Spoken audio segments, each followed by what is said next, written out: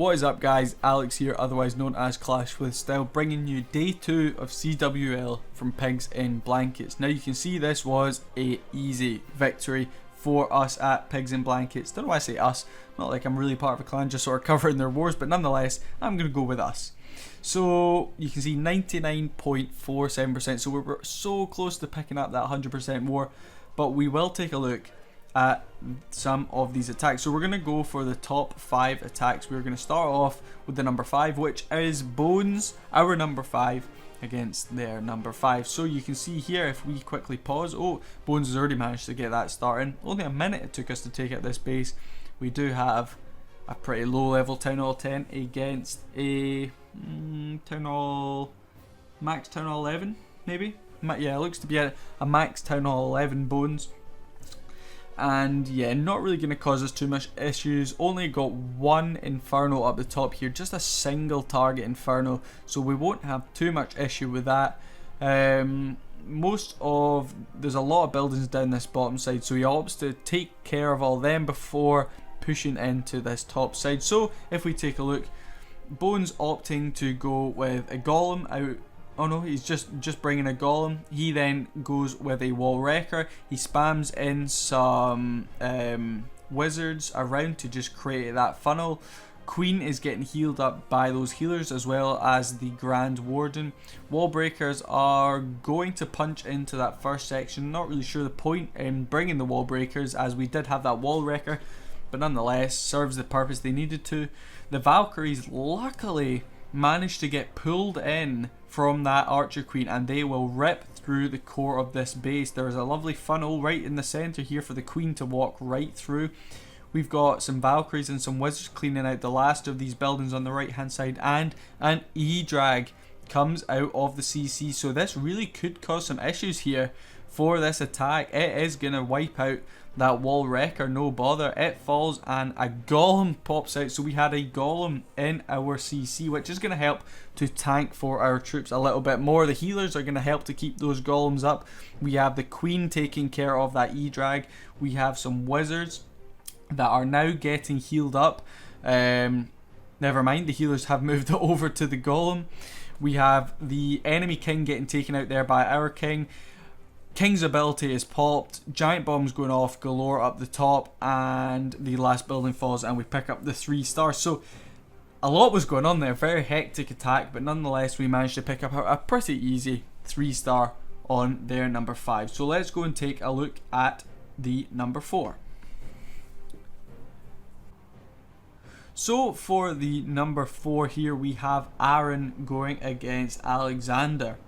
So a pretty low Town Hall 10 against a well upgraded Town Hall 12. Now this is going to be overkill for sure. Again, opting to go in with a Wall Wrecker. Now I'm not sure the thinking behind this. The Wall Wrecker is maybe to punch those heroes in. I would have opted to punch those heroes in first before getting our E-Drags in to take care of that air defense and CC, but Aaron is the expert here. He did pull off the 3 star, so we will see how he does this. He has a massive core of E-Drags going through the center there. Max E-Drags do so much damage, especially when they're raged up, which they are indeed. We have one that is split off to the top. We have 2 that are helping clean up down the bottom, which is helping keep the core of our E-Drags right in the center there. They get held up on some air skellies for a second there. Seeking Airmine going to take care of one of them. But really here, this is complete overkill. That Queen is getting absolutely shredded by those Archer towers, but she is going to cling on for dear life. Just going to cling on for dear life. We get our final rage spell, which definitely isn't even needed, but drops it anyway, just to clean out those last few buildings with some style. So that last army camp falls and we pick up another very easy 3 star. So well done to Aaron. And the next one we have here is Jakey Smells 23, solid name there, against Legionnaire 1. And you can see here not really sure what I'd even call this base, a box base. Town Hall 10, well upgraded, but definitely by no means max Town Hall 10. Those wizard towers have still got another few levels to go.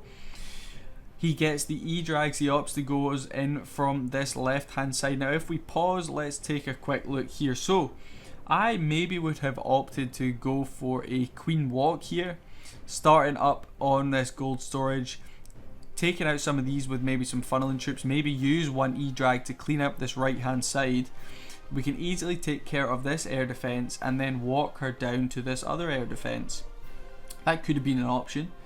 We also could have done some Sui heroes, so I might have brought a wall wrecker to get into this compartment, which could have taken out care of this air defense. Where is the queen? She's down here, so maybe actually I would have opted to go in from here, take out the queen and an air defense and maybe pick up the Inferno Tower, but nonetheless Jakey Smells decides to go in from this top hand side with a bit of E-Drag spam, followed by some loons. He gets the Stone Slammer in, which is going to go straight to that air defense, take care of that nice and early on. We've already got rid of that other air defense on the left hand side. E-Drag comes out of that department of that clan castle, which is going to do some pretty solid work, taking out all of our balloons there. We get a rage spell, 3 rage spells, mind you, through the center. Maybe a little bit overkill on those rage spells, but it will help to push these troops right in through. And now we have a heal spell, I'm assuming for the back end, when some of these E-Drags might take some damage. Heal spell goes down there. That queen is doing some work, but she falls. Grand Warden's ability is popped to help push through that Inferno Tower. We have an E-Drag splitting off to the bottom. We get a minion to help with some cleanup there. The king is going to take care of that Tesla, and the king and queen weren't even deployed until just there, so we probably didn't even need the heroes to pull off this 3-star. Pretty overkill here from Jakey Smells. Like I said, these max level E-Drags just absolutely rip through bases, no bother, especially when you're hitting down. It's just sort of a spam and guaranteed 3-star attack. But nonetheless, Jakey Smells, every time I say that name, Jakey Smells, picking up a 3-star. So let's take a look at the number 2. So we are going to take a look at another Aaron. I'm guessing this is the same guy, just on a different account. Again, bringing those E-Drags. So E-Drags by far obviously the favourite strategy in Pigs in Blankets, bringing a lot of 3-stars in for them. The last war we had a few E-Drag attacks picking up those 3-stars, and we will see here how Aaron goes about picking up this one. So you can see in this one he's not even got his king up. He doesn't even have his king, and he still manages to pick up a 3-star. And it's going to be again a very quick one, only 1 minute and 20 seconds it will take him. Make that 19, 18. When are we going to get these troops in? There we go, finally, troops in from the top. 1 minute and 15 seconds it takes him to pick up this 3-star. As the E-Drags hit 5 buildings at a time, really is no problem at all. So we have a baby dragon down on this left hand side helping to clean up a few of those buildings. Rage spell is going to help push these dragons in really quickly to take care of that multi-inferno as well as the town hall. Now we do have a couple of air defenses on this bottom side, which we will need to... There we go, free spell, took the words right out of my mouth there. I was going to say get the free spell down on the Inferno and air defense, but he does it. And we now have only 2 air defenses remaining. We have this one, which is about to get taken care of. No!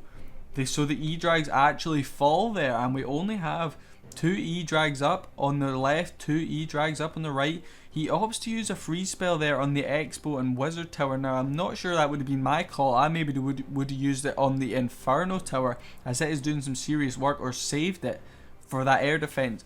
But at this point, there's not too much left up. Only that air defense, which is going to take care of 1 E-Drag there. Move on to the next one. Seeking Airmine takes care of it. And that E-Drag is going to fall as well. Oh, the lightning!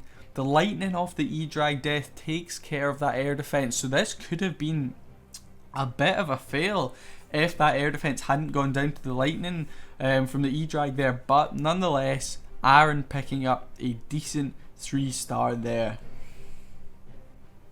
And now we have that 92% 2-star. So let's take a look how Beastmo managed to pull this off. I'm not sure if this is a time fail. I haven't watched this one before. Again, opting to bring those E-Drags. They bring 6 balloons. a Stone Slammer, make that 4 rage spells and 5 free spells. So let's see how he chooses to come through this base. So again, it's going to be a quick attack. These E-Drags certainly go at some speed, so he's going to spam in the E-Drags, followed by the balloons. Warden goes in, Stone Slammer goes in. So that single Inferno did lock on to, I think it was just a balloon there, so not too much issue, but he does choose to freeze it. The Tornado Trap sucking in those balloons, and Stone Slammer there, that single Inferno again, and Eagle opting to freeze those up to stop some serious damage coming in on those loons. Unfortunately, that single did manage to do a serious amount of work to that Stone Slammer before he managed to catch that freeze on it. It falls there, and oh god, those loons got absolutely roasted. I'm not sure what it was by, the Teslas in the Town Hall, and oh, that was the real issue there. So if we pause here and take a look at the Town Hall's health, doesn't even look like it's got any health at all. So if it had fallen there, I reckon these E-Drags might have been able to rip through this base. So we still have the King and Queen up now. I'm not sure what the thought is in Beast Mode's mind with the King and Queen. I definitely would have had them in trying to clean up some buildings already. So he's opting to take out the Town Hall with the King and Queen. So the such late deployment really, I think, caused a lot of issues there. He freezes the Town Hall. I definitely would have frozen the Teslas and Inferno there, because the King and Queen will have no bother picking off the tiny little bit of health that Town Hall has left, and then he might have been able to push through the remainder of this base, because that Inferno is going to take care of the King. Boom, no bother, he goes down. So the Queen is gonna get stuck on a Skelly. Oh, just before taking out that Inferno. Inferno goes down there, gonna move on to the Expo, but at this point there's just far too many defenses left for this level 51 Queen to take care of, and as they lock onto her, she is gonna fall and only manage to picks off that elixir storage for the 92%, but it didn't matter. It was still a decent hit on a Town Hall 12, not a max Town Hall 12 I don't believe, but a well upgraded one nonetheless. Like I said, I maybe would have got those heroes in a little earlier to try and take care of some of these bottom buildings and use that freeze on the Inferno, but I'm no expert. I just seem to criticise these attacks quite a lot, and I'm not sure why I'm criticising Pigs in Blankets so much. They have been so strong in their first 2 wars, getting an 100% war in the first one, and what was that, a 99.4%? Yeah, 99.47% in this one, so another very strong war from them. I really hope you guys enjoyed this video. Sorry if I criticise, I keep saying it, but I feel really bad if I'm sort of like nitpicking on certain things, but I like to show people how they can improve, what they maybe could have done slightly better, because at the end of the day we're not perfect, we all make mistakes, but we try and learn from these mistakes, so that's what I'm trying to showcase here. But nonetheless, we know for a fact E-Drags are OP.